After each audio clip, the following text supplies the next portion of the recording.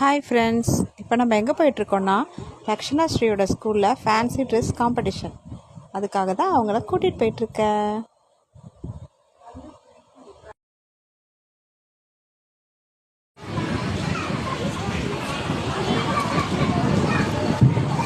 Good morning all of you. My name is Lakshana Sri. I am first standard A section. நான் மாம்பழம் பாட்டு பாடப் போகிறேன். மாம்பழமா மாம்பழம், மல்கோவா மாம்பழம், சேலத்து மாம்பழம், தித்திக்கும் மாம்பழம், உங்களுக்கும் வேண்டுமா?